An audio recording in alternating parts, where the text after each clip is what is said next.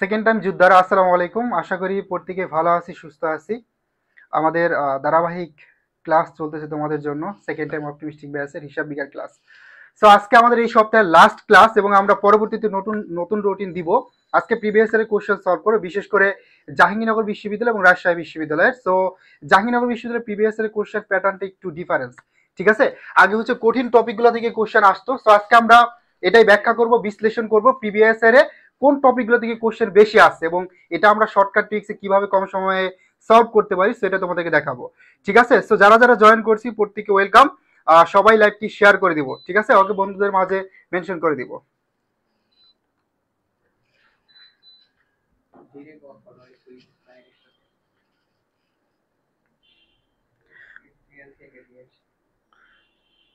ওকে, আমাকে একটু এনশিওর করো যে সবকিছু ঠিকঠাক কিনা।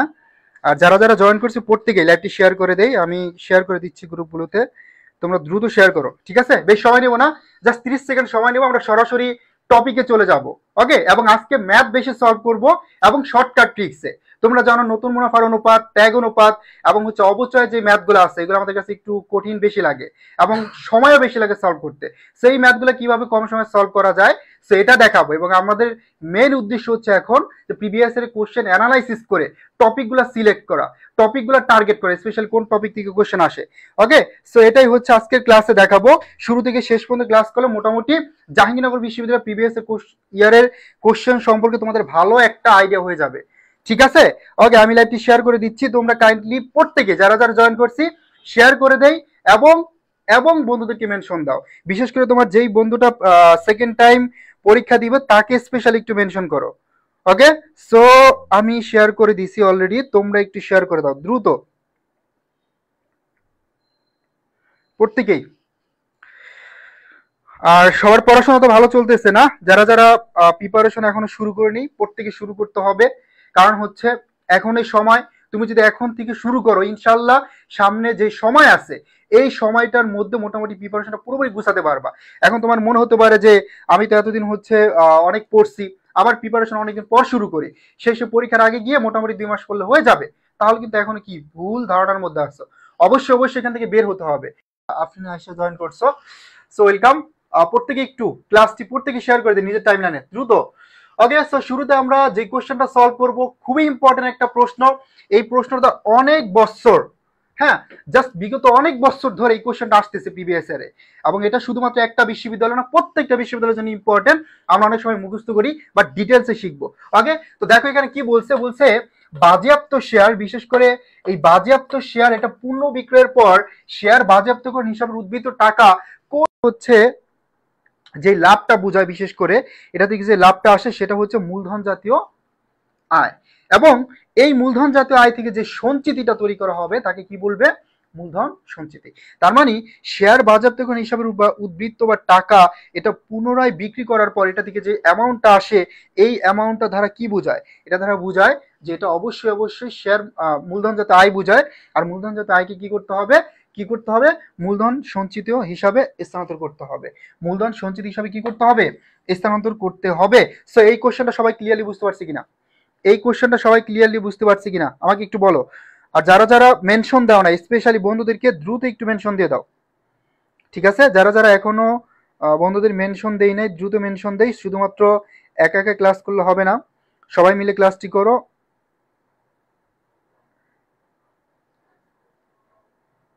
নেটওয়ার্কে একটা ইস্যু ছিল শুরুর দিকে, বাট এখন সবকিছু ক্লিয়ার কিনা? এখন সবকিছু ক্লিয়ার কিনা আমাকে একটু ইনশিওর করো তো।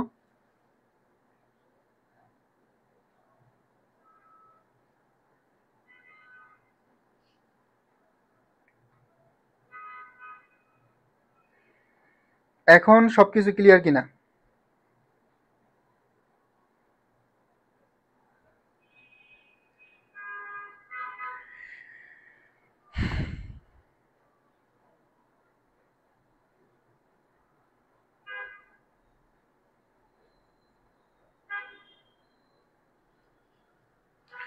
তারেক হোসেন বলো এখন একটু ক্লিয়ার কিনা?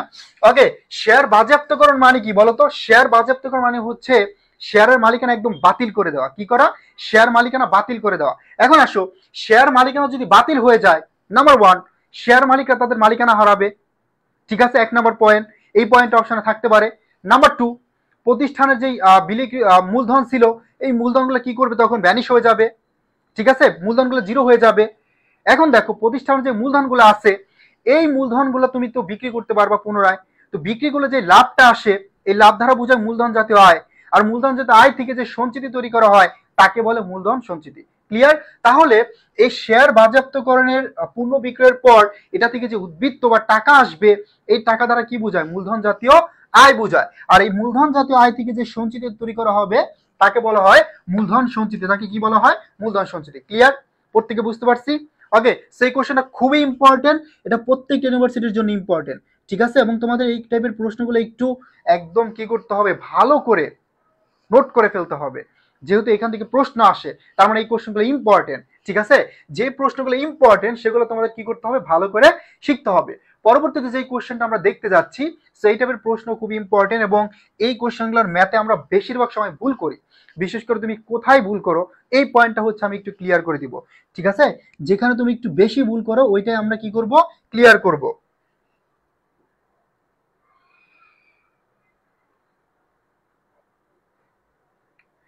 ওকে,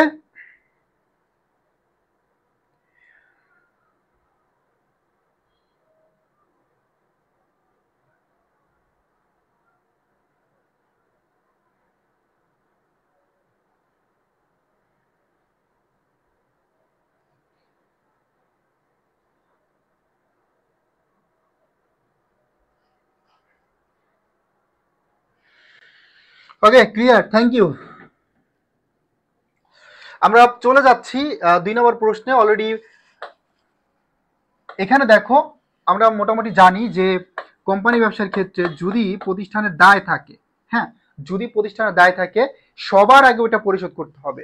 দেন প্রতিষ্ঠানের যে অগ্রাধিকার শেয়ার মালিকরা আছে, এই অগ্রাধিকার শেয়ার মালিকরা কি করবে, আগে অধিকার পাবে। এবং সর্বশেষ প্রতিষ্ঠানের যে সাধারণ শেয়ার হোল্ডার আছে, সাধারণ শেয়ার মালিকরা আছে, এই সাধারণ শেয়ার মালিকরা সর্বশেষে কি পাবে, তারা হচ্ছে প্রতিষ্ঠানের লভ্যাংশটা পাবে। ঠিক আছে, আবার একটু ক্লিয়ার করি। এখানে শুরুতে দেখবা যে প্রতিষ্ঠানের দায় আছে কিনা, যদি দায় থাকে দায়টাকে পরিশোধ করতে হবে। ঠিক আছে, ঋণপত্র যদি থাকে, দায় থাকে যে কোনো, সেটা পরিশোধ করতে হবে। দেন প্রতিষ্ঠানের অগ্রাধিকার শেয়ার মালিক যারা আছে তারা হচ্ছে কি করবে, আগে একটা অগ্রাধিকার পাবে। কাদের আগে, সাধারণ শেয়ার হোল্ডারদের আগে লভ্যাংশ পাওয়ার ক্ষেত্রে। ঠিক আছে, তারপরে সর্বশেষ সাধারণ শেয়ার হোল্ডাররা পাবে। তো কোশ্চেন যদি বড় হয় তাহলে শেষের অংশটি তুমি আগে পড়বা। তবে সাধারণ শেয়ার হোল্ডাররা সর্বোচ্চ কত টাকা লভ্যাংশ পেতে পারে, এখন সাধারণ শেয়ার হোল্ডার কত সর্বোচ্চ লভ্যাংশ পাবে এটা আমার ক্যালকুলেশন করতে হবে। তো শুরুতে দেখো এখানে কোম্পানি কর পূর্ববর্তী নিট মুনাফা দেওয়া আছে কত টাকা, কর পূর্ববর্তী নিট মুনাফা দেওয়া আছে 1,50,000 টাকা। আমরা শুরুতে লিখে ফেললাম 1,50,000 টাকা। এবার দেখো প্রতিষ্ঠানের এটা কি নিট মুনাফা, নিট মুনাফা মানে কি, এখানে অবশ্যই কোনো ব্যয়, হ্যাঁ, ব্যয় আয় যদি থাকে সবকিছু সমন্বয় করার পর সর্বশেষে আমরা নিট মুনাফাটা পাই। তার মানে ভাইয়া এই 1,50,000 টাকা এখানে অবশ্যই এই যে ঋণের সুদটা আছে 10% হারে, এই 10% সুদ কিন্তু বাদ দেওয়ার পর আমরা এই নিট মুনাফাটা পেয়েছি। তার মানে ঋণপত্র যে 10% আছে এটা আমার কি আর ক্যালকুলেশন করে বাদ দেওয়ার দরকার নেই, কারণ এখানে অলরেডি নিট মুনাফাটা দেওয়া আছে। যদি নিট মুনাফা দেওয়া না থাকতো সেক্ষেত্রে আমরা কি করতাম, ঋণের সুদটা বের করে বাদ দিতাম। এই পয়েন্টটা, এই জায়গাটা আমরা ভুল করি, এখানে সবাই জোর দিবা। এই জায়গাটা কি করি আমরা, এই জায়গাটাই হচ্ছে আমরা ভুল করে ফেলি, এই জায়গাটাই হচ্ছে আমরা কি করি, এই জায়গাটাই হচ্ছে আমরা ভুল করে ফেলি। আশা করি এখন থেকে আর কোনো ভুল হবে না। তাহলে এবার আমরা কি করব, এবার হচ্ছে আমরা বাদ দিয়ে দেবো 12% হারে 2 লাখ টাকার উপর অগ্রাধিকার শেয়ার। তার মানে এই 2 লাখ টাকার উপর কি করবে, 2 লাখ টাকার উপর 12% হারে তারা কি করবে, লভ্যাংশ পাবে। তাহলে 12 দোকানে কত টাকা ভাইয়া, 12 দোকানে 24,000 টাকা। এই 24,000 টাকা কে পাবে, অগ্রাধিকার শেয়ার মালিকরা। তার মানে অগ্রাধিকার শেয়ার মালিকদের আমাদের আগে কি করতে হবে, অগ্রাধিকার দিতে হবে। তো আমরা এখানে কি করবো, 24,000 টাকা বাদ দিয়ে দিব।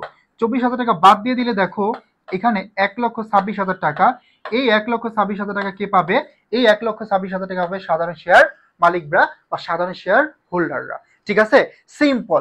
এখন তোমাকে যদি বলে শেয়ার প্রতি কত পাবে, বলতে পারে সিম্পল, শেয়ার প্রতি কত পাবে। এখন শেয়ার প্রতি যদি বলে তাহলে অবশ্যই অবশ্যই কি করবো ভাইয়া পুরা, তাহলে অবশ্যই অবশ্যই তোমরা এই যে 1,26,000 টাকা মূলধন আছে এখানে দেখবা শেয়ার সংখ্যা কতটি, এখানে দেখবা শেয়ার সংখ্যা কতটি কি, যেমন যদি থাকে শেয়ার, শেয়ার ধরো এখানে 1,26,000 টাকা মূলধন আর সাধারণ শেয়ারের সংখ্যা কত? 50,000 টাকা। তো 50 দ্বারা ভাগ করলে আমরা শেয়ার প্রতি কি পেয়ে যাব?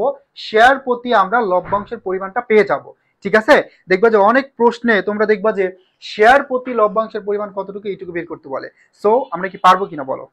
শেয়ার প্রতি লভ্যাংশ এটা পারবো কিনা? দেখো ক্লাস করতেছো, তার মানে ক্লাসে যে বসে বসে শুনবো, হ্যাঁ ভাইয়া বুঝাচ্ছে না, মনোযোগ ভালোভাবে না দিয়ে শুধু হচ্ছে ক্লাস ওপেন করে রাখবো, তাহলে আলটিমেটলি কোনো রেজাল্ট আসবে না।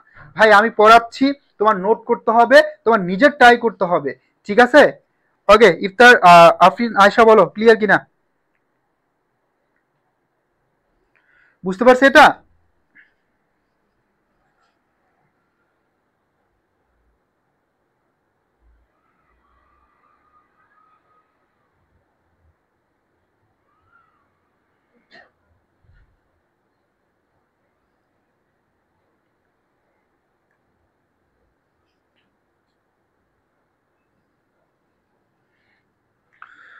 ওকে, সো এগুলো প্রিভিয়াস ইয়ারের কোশ্চেন ভাইয়া। সো কোন চ্যাপ্টার না, জাস্ট আইডিয়া দিচ্ছি তোমাদেরকে। আর পেড বেস আমরা টপিক ওয়াইজ আজকে থেকে ক্লাস শুরু হয়েছে আমাদের সেকেন্ড টাইম অপটিমিস্টিক বেসে। সো অবশ্যই অবশ্যই যারা যারা অ্যাডমিট হয়নি, সো দ্রুত অ্যাডমিট হয়ে যায়। ঠিক আছে, যেটা আজকে থেকে শুরু হচ্ছে, তোমরা এখনো ভর্তি হলে একদম শুরু থেকে ক্লাসগুলো করতে পারবা। কিছু ক্লাস যদি জমে যায় পরবর্তী তোমাদের জন্য টাফ হবে। ওকে, সো এখনই হচ্ছে তোমাদের জন্য একটা গোল্ডেন অপরচুনিটি, গ্রেট অপরচুনিটি, যারা যারা ভর্তি হও নাই দ্রুত ভর্তি হয়ে যাও। ঠিক আছে, ওকে আমরা চলে যাচ্ছি পরবর্তী কোশ্চেনে। এই কোশ্চেনটা দেখে, একটি কোম্পানি বিনামূল্যে বর্তমান শেয়ার মালিকদের মধ্যে 5:1 অনুপাতে নতুন শেয়ার বিতরণ করলো, এই ধরনের শেয়ারকে কি বলবে? বিনামূল্যে শেয়ার বিতরণ করে কোম্পানি কখন ভাই? যখন যখন হচ্ছে কোম্পানির কাছে নগদ টাকা থাকে না, যখন কোম্পানির কাছে নগদ টাকা থাকে না, কিন্তু কোম্পানি যারা শেয়ার হোল্ডার আছে এরা কিন্তু নাসর বান্দা, এরা কিন্তু কখনোই ছাড়বে না তোমাকে। ঠিক আছে, তো কোম্পানির কাছে নগদ টাকা নাই, বাট শেয়ার হোল্ডাররা যেহেতু হচ্ছে প্রতিষ্ঠানে কাজ করে, তাদেরকে কি করতে হবে? কিছু দিতে হবে। তখন কি করে মালিকরা, শেয়ার মালিক যারা আছে তারা হচ্ছে তোমার শেয়ার হোল্ডারদেরকে কি দিয়ে দেয় বলো তো? শেয়ার হোল্ডারদেরকে এই যে যে শেয়ার আছে শেয়ার দিয়ে দেয় নগদ টাকার পরিবর্তে। ঠিক আছে, তো এটা হচ্ছে কি মূলত বিনামূল্যে যখন ইস্যু করে, এটা হচ্ছে একটা বোনাস শেয়ার। ঠিক আছে, বিনামূল্যে যদি হচ্ছে শেয়ার ইস্যু করে তাহলে সেটা কি বলতো? সেটা হচ্ছে বোনাস শেয়ার। আর বোনাস শেয়ার যদি হচ্ছে ইস্যু করে তাহলে প্রতিষ্ঠানে কি হয়? শেয়ার মূলধন বৃদ্ধি পায়, তার মানে শেয়ার মূলধন বাড়ে। শেয়ার মূলধন বাড়লে শেয়ার মূলধন হিসাব কি বলতো?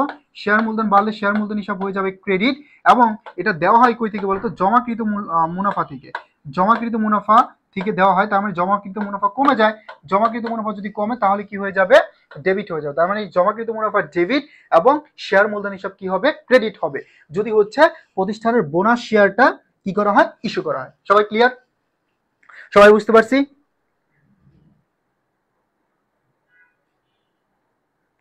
কনসেপ্টটা ক্লিয়ার সবার?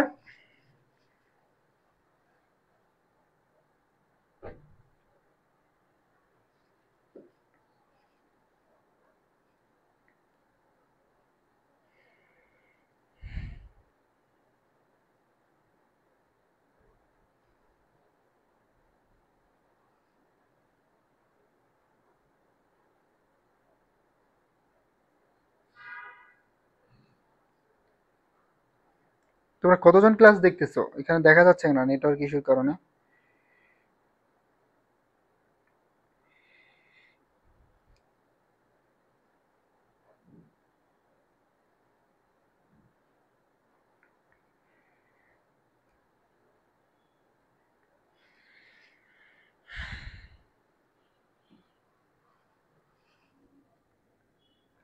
ওকে, পূর্ণ আনসার করছি, বোনাস শেয়ার নাসির উদ্দিন আনসার করছে, তারেক আনসার করছে। Great, thank you very much. তো সবাই বুঝতে পারছি তো? সবাই ক্লিয়ারলি বুঝতে পারছি ভাইয়া পুরা? ওকে, আমরা চলে যাচ্ছি পরবর্তী কোশ্চেনে। এই কোশ্চেনটা কি বলছে দেখো, এই কোশ্চেনটাই বলছে যে কোম্পানির যে পরিমাণ মূলধন সংগ্রহের উদ্দেশ্যে শেয়ার বিক্রির আহ্বান জানিয়ে বিপণীপত্র প্রচার করে তাকে কি বলে? সিম্পল, দেখো কোম্পানি যে পরিমাণ মূলধন সংগ্রহের উদ্দেশ্যে শেয়ার বিক্রির আহ্বান জানিয়ে বিপণীপত্র প্রচার করে তাকে কি বলে? তাকে কি বলে বলো? তাকে কি বলে? নিবন্ধিত মূলধন, বিলিযোগ্য না, তলবকৃত না, পরিশোধিত না, সংগৃহীত মূলধন। এখন দেখো কোম্পানি যে পরিমাণ মূলধন নিয়ে ব্যবসা শুরু করে, যে পরিমাণ মূলধন নিয়ে ব্যবসা শুরু করবে সেটা হচ্ছে নিবন্ধিত মূলধন, এবং এর থেকে যতটুকু বিক্রির উদ্দেশ্যে বাজারে বিজ্ঞাপন দিচ্ছে সেটা কি বলতো? সেটা হচ্ছে ঈর্ষকৃত মূলধন। আর ঈর্ষকৃত মূলধনের আরেকটা নাম কি? বিলিযোগ্য মূলধন। ঠিক আছে, এই ঈর্ষকৃত মূলধনের আরেকটা নাম কি বলতো? এই ঈর্ষকৃত মূলধনের আরেকটা নাম হচ্ছে বিলিযোগ্য মূলধন। এখন দেখো পরিশোধিত এবং বিলিকৃত, বিলিযোগ্য এবং হচ্ছে কি ঈর্ষকৃত, এটার আরেকটা নাম বিলিযোগ্য। এবং বিলিকৃত কিন্তু আলাদা।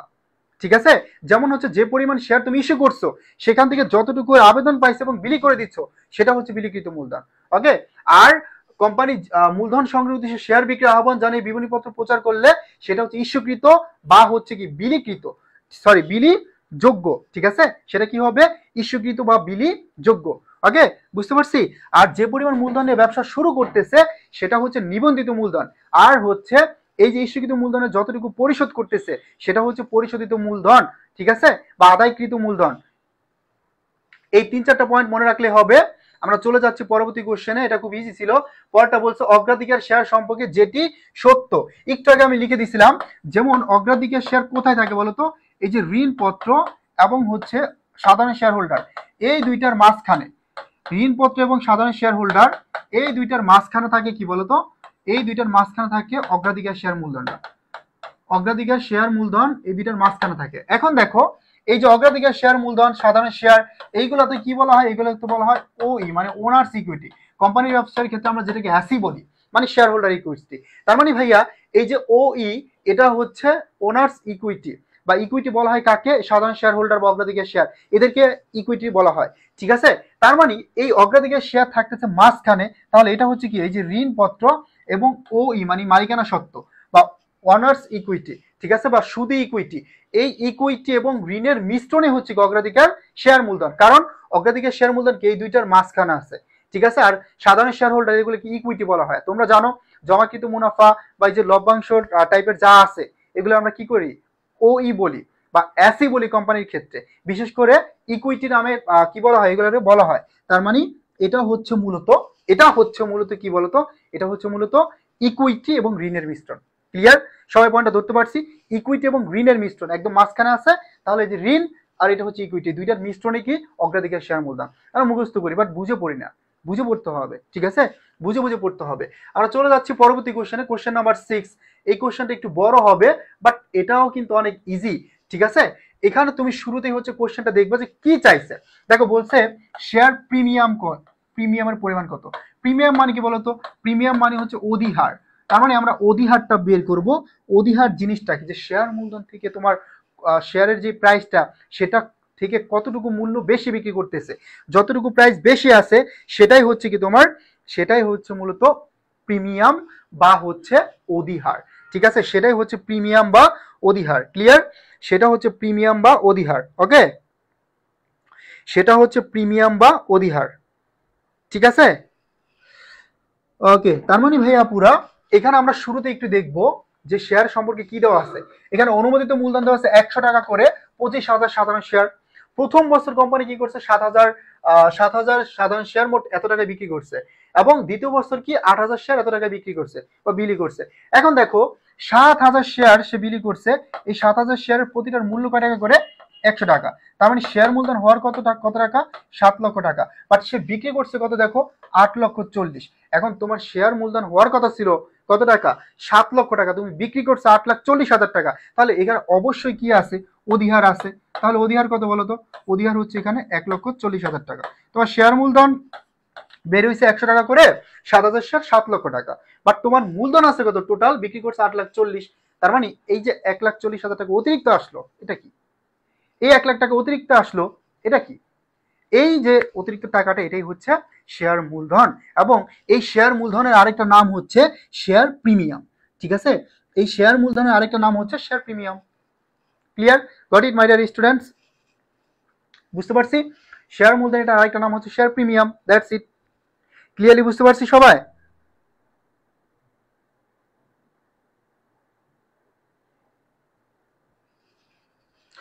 ওকে, সো গ্রেট। যারা যারা বুঝতে পারিনি সাথে সাথে একটু রেসপন্স করব, সময় নষ্ট করব না। ঠিক আছে, প্রত্যেকটা প্রশ্ন আমরা একদম ভেঙে ভেঙে বুঝাচ্ছি এবং তোমার বুঝতে হবে। যতক্ষণ পর্যন্ত তুমি না বুঝবা আমি বলবো। ঠিক আছে, একবার দুইবার তিনবার করে বলবো। এখন দেখো এখানে আমরা প্রিমিয়ামটা বের করছি, ভালো কথা। হ্যাঁ, অধিহার প্রিমিয়াম একই জিনিস। বাট এখানে যদি আমাকে বলে যে শেয়ার অবহারের পরিমাণ কত অথবা শেয়ার বাট্টা কত, পারবা বের করতে? একই মেথড ভাই, একই মেথড। জাস্ট তুমি একটু ট্রাই করো, জাস্ট খাদা একটু ট্রাই করো না, ট্রাই করলেই পারবা। তারপর আমি তো আসি। এখন দেখো পরেরটা আমরা একটু দেখি। যদি এই যে 8,000 শেয়ার সে বিক্রি করছে কত টাকা, 6,80,000 টাকা। একটু দেখো, ভালো করে খেয়াল করো, 8,000 শেয়ার, প্রতিটার মূল্য আছে 100 টাকা করে। তার মানে 100 টাকা করে যদি হয় তাহলে কত হওয়ার কথা? 8 লক্ষ টাকা। বাট দেখো, এবার তারা বিক্রি করছে 6,80,000 টাকা। তার শেয়ার মূলধন হওয়ার কথা ছিল কত টাকা? 8 লক্ষ টাকা। বাট সে বিক্রি করছে কত টাকা? 6,80,000 টাকা। ঠিক আছে, এখন এই যে যে কম টাকায় বিক্রি করলো যতটুকু, এতটুকু হচ্ছে কি আমার অবহার। তার মানে এখানে আমাদের কি আছে? এখানে আমাদের অবহার আছে। তাহলে আমরা 8 লাখ থেকে 6,80,000 টাকা বাদ দিই। বাদ দিলে দেখো কত হয়? 1,20,000। এই 1,20,000 টাকা হচ্ছে শেয়ার অবহার। এই 1,20,000 টাকার নামই হচ্ছে শেয়ার অবহার। ক্লিয়ার? এই এটার নামই হচ্ছে কি? শেয়ার অবহার। সবাই ক্লিয়ারলি বুঝতে পারছি? এটার নামই হচ্ছে শেয়ার অবহার। এটার নামই হচ্ছে শেয়ার অবহার। ঠিক আছে?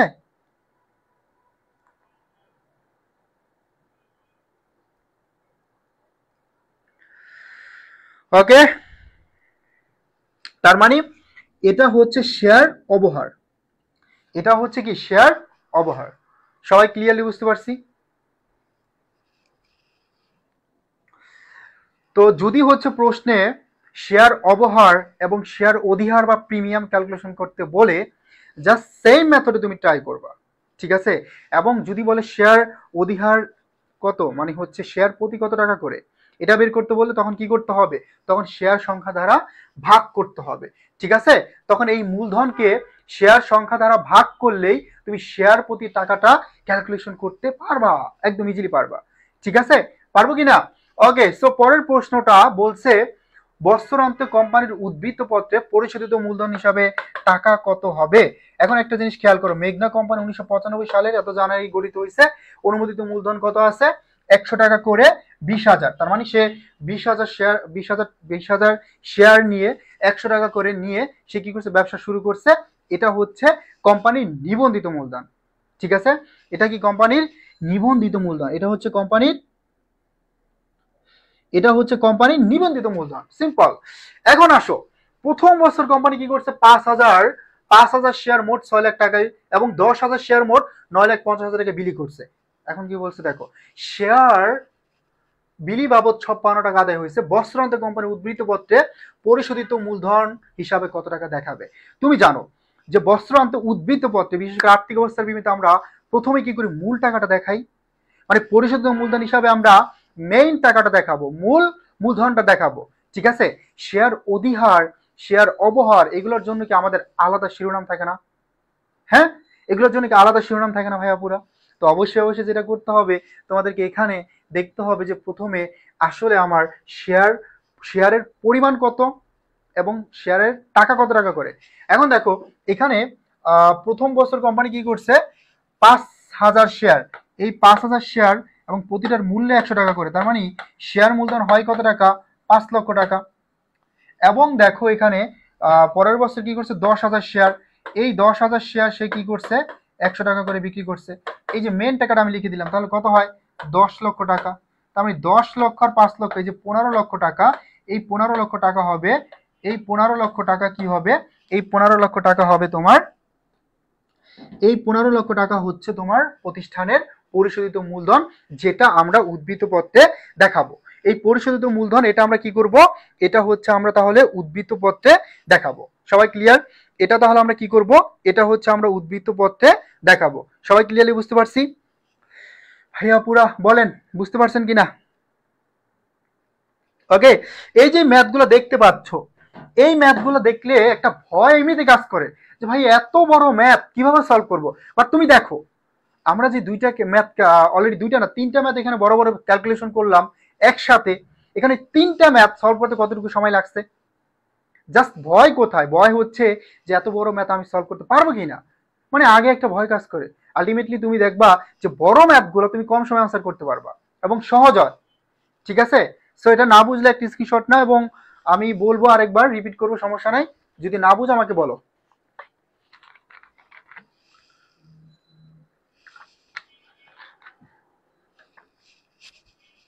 না বুঝলে বলো।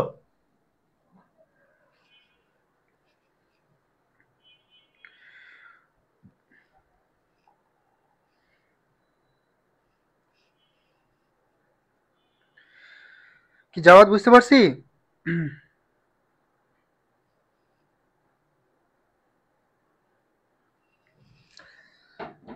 ওকে, সো আমরা চলে যাচ্ছি পরবর্তী কোশ্চেনে। Question number 8। এখানে কি বলছে দেখো, এখানে বলছে অংশীদারি দলিলে উল্লেখ না থাকলে অংশীদারগণ তাদের ফার্মকে প্রদত্ত ঋণের উপর কত পার্সেন্ট হারে সুদ দিতে হবে। সো আমি জানি এই কোশ্চেনটা প্রত্যেকেই কারেক্ট আনসার দিতে পারবা। এখানে একটা জায়গায় আমাদের কনফিউশন হয়, সেটা কি জানো? সেটা হচ্ছে ঋণের উপর 6% হারে সুদ ধার্য করতে হয়, বাট আমরা জানি না যে উত্তোলনের উপর কত পার্সেন্ট হারে সুদ ধার্য করতে হয়। চুক্তির অবর্তমানে উত্তোলনের উপর কোনো সুদ ধার্য করতে হয় না। আমরা একটা জায়গায় হচ্ছে ঝামেলা ফেস করি, সেটা হচ্ছে আমরা জানি যদি তারিখ দেওয়া না থাকে, অংশীদারি ব্যবসার হিসাব নিকাশের ক্ষেত্রে যদি তারিখ দেওয়া না থাকে, তখন আমরা কি করি? তখন আমরা 6 মাসের উত্তোলনের সুদ ধার্য করি। বাট চুক্তির অবর্তমানে কিন্তু আমরা 6% হারে সুদ ধার্য করতেছি না উত্তোলনের উপর। ঠিক আছে, সো একটা পয়েন্ট মাথায় রাখবা, চুক্তির অবর্তমানে শুধুমাত্র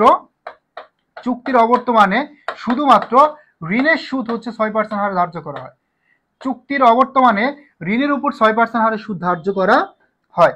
চুক্তির অবর্তমানে ঋণের উপর 6% হারে সুদ ধার্য করা হয়। ঠিক আছে, চুক্তির অবর্তমানে ঋণের উপর 6% হারে সুদ ধার্য করতে হয়, বাট চুক্তির অবর্তমানে উত্তোলনের উপর কোনো সুদ ধার্য করতে হয়। এটা একটু লিখে ফেলো যে উত্তোলনের উপর কোনো সুদ ধার্য করতে হয় না। উত্তোলনের উপর কোনো সুদ ধার্য করতে হয় না। ঠিক আছে, উত্তোলনের উপর কোনো সুদ ধার্য করতে হয় না। ওকে ওকে, সো আমরা চলে যাচ্ছি পরবর্তী কোশ্চেনে। Question number 9।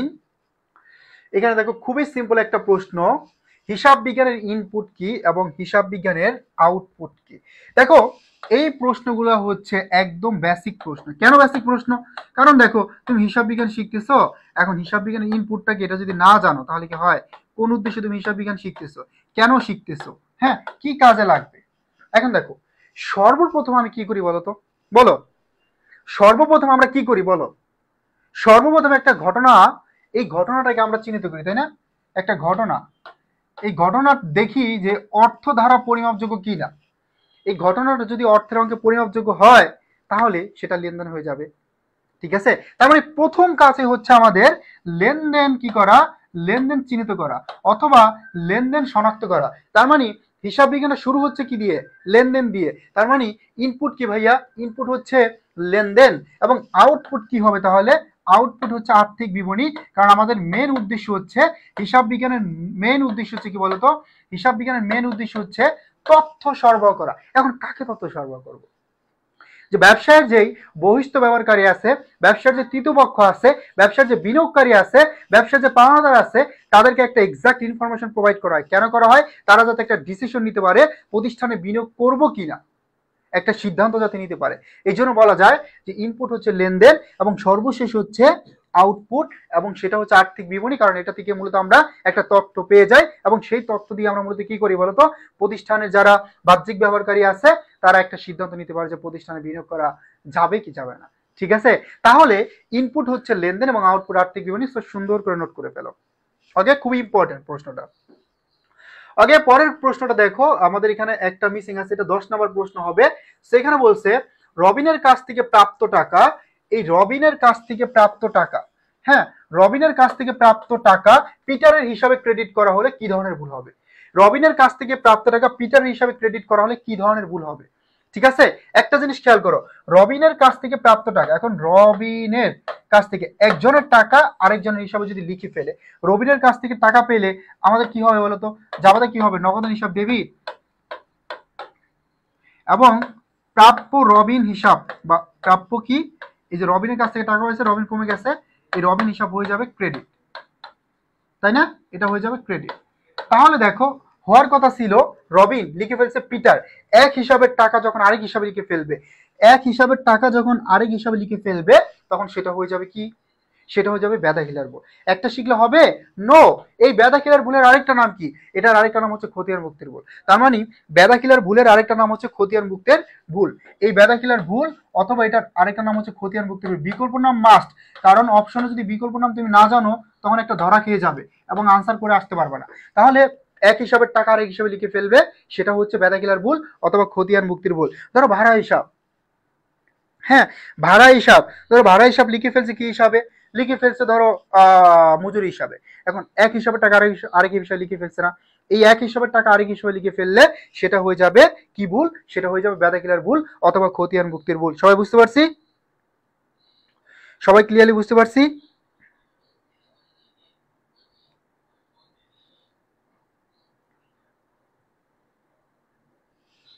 ক্লিয়ারলি বুঝতে পারছি? ওকে, সো আমাদের পেইড বেসের ক্লাস আজকে থেকে শুরু হয়ে গেছে। বিশেষ করে কমার্সের আজকে অ্যাকাউন্টিং ক্লাস হলো হিসাব বিজ্ঞান পরিচিতি দিয়ে, ঠিক আছে, হিসাব বিজ্ঞান পরিচিতি দিয়ে। তো দেখো যারা সেকেন্ড টাইম যোদ্ধা আসো, হ্যাঁ ফার্স্ট টাইমে ভুল করে ফেলছো, বাট সেকেন্ড টাইমে কিন্তু এই ভুলটা হবে না। তুমি এক্সপিরিয়েন্স, তুমি জানো কিভাবে পরীক্ষার হলে ফেস করতে হয়, কিভাবে টাইম মেনটেন করতে হয়, কিভাবে প্রিপারেশনটা গুছাতে হয়। বাট হয়তো কোথাও একটু ল্যাকিং ছিল বা লাক ফেভার করার জন্য চান্স হয় নাই, ঠিক আছে। সো নতুন করে শুরু করো, ইনশাল্লাহ তোমাদের পাশে আমরা একদম শুরু থেকে শেষ পর্যন্ত থাকবো, ওকে। এবং দরকার সঠিক একটা গাইডলাইন মোতাবেক চলতে পারলে তুমি অবশ্যই সাকসেস হবে। তোমার নামের পাশে একটা পাবলিকান ট্যাগ থাকবে, জাবিয়ান, জবিয়ান, রাবিয়ান, ঠিক আছে। এই জন্য অবশ্যই প্রিপারেশনটা শুরু করতে হবে, যেহেতু সুযোগ আছে তোমরা শুরু করো ইনশাল্লাহ। স্বপ্ন পূরণের জন্য কিছু পরিশ্রম তো করতেই হবে। আর আশেপাশে কে কি বললো এগুলা মাথায় না নিয়ে, কানে না নিয়ে, জাস্ট নিজের মতো করে কি করে স্টার্ট করো, ঠিক আছে। পড়তে হবে এবং রেগুলার তুমি যদি হচ্ছে পড়াশোনার সাথে থাকতে পারো ইনশাল্লাহ তোমার সাকসেস নিশ্চিত। তো যারা যারা হচ্ছে আমাদের কোর্সটিতে ভর্তি হও নাই, সেকেন্ড টাইম অপটিমিস্টিক ব্যাটস এখনো ডিসকাউন্টে ভর্তি চলছে, দ্রুত ভর্তি হয়ে যাও, ঠিক আছে। দ্রুত ভর্তি হয়ে যাও, এই সুযোগ এবং সময় দুইটাকে কাজে লাগাতে হবে। এটা কিন্তু হচ্ছে সব সময় আসে না এবং পাওয়া যায় না, ঠিক আছে। সো আল্লাহ হাফেজ, সবাই ভালো থাকো, সুস্থ থাকো, দেখা হবে ইনশাল্লাহ নেক্সট ক্লাসে।